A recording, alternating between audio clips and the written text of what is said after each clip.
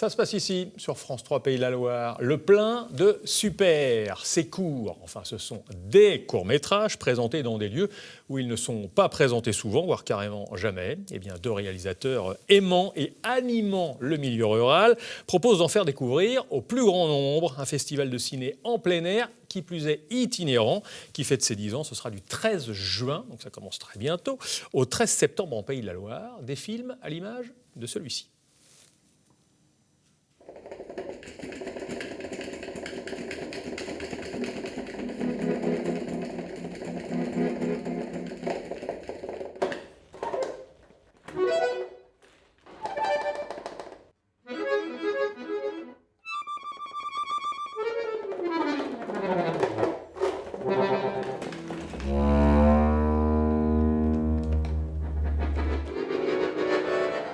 C'est un peu mystérieux et loufoque, ça donne envie de le voir en entier. Julie Rambeau, bonsoir. Bonsoir. Bonsoir Yann Rambeau. Bonsoir.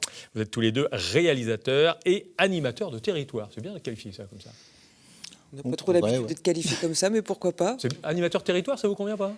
Oui, si, pourquoi pas. Je trouvais ça joli, moi. C'est que vous faites des choses pour le territoire. Là, vous amenez en l'occurrence du cinéma, des courts-métrages, où je disais, il n'y en a pas souvent, voire carrément jamais.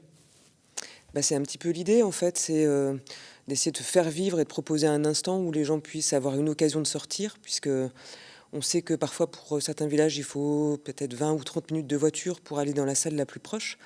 Et on s'est dit, on va faire le chemin inverse, en fait. On va aller à la rencontre du public. Amener de la culture là où il n'y en a pas forcément. En tout cas, du cinéma, comme vous dites, pas souvent. Oui, c'est-à-dire qu'en fait, l'idée, c'est vraiment d'être dans un rapport de proximité.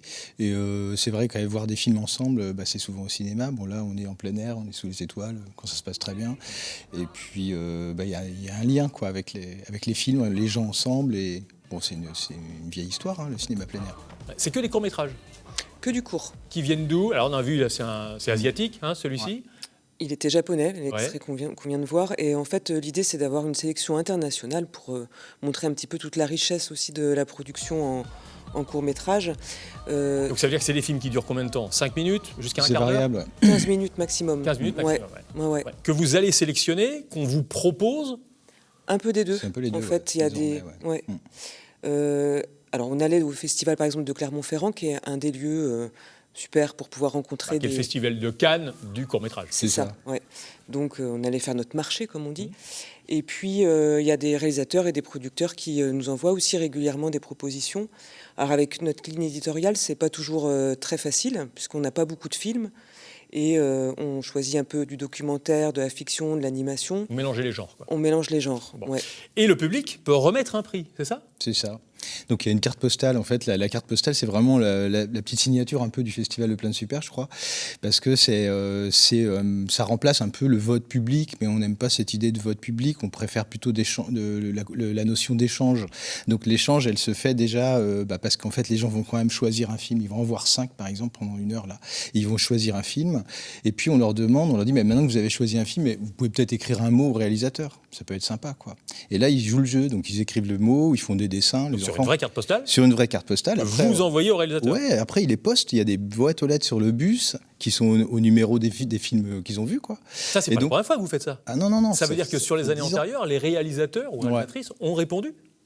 Alors, des fois. Parce que quand on envoie une carte postale, on aime bien avoir une réponse. Mais on sait qu'il y a des gens qui ont échangé après, c'est sûr. Bon.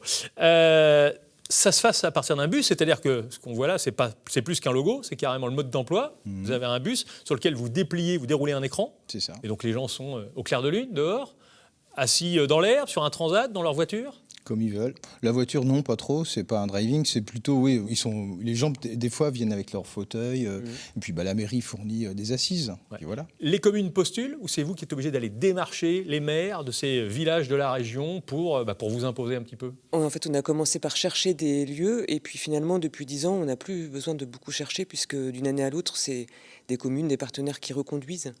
Donc, on a réduit un petit peu. Au début, on commençait plus tôt, mais la météo nous a découragés. La fin mai, début juin, on commence un peu plus tard. Et donc, l'agenda s'est resserré.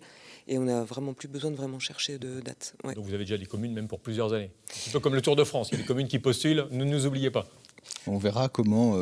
c'est pareil, c'est un projet qui est soutenu. Donc, on verra, l'avenir nous dira. S'il pleut, il y a une solution de repli? Ouais, Normalement, oui. toujours, Ouais. quasiment toujours. Une salle mise à disposition dans la commune. Le prix d'entrée?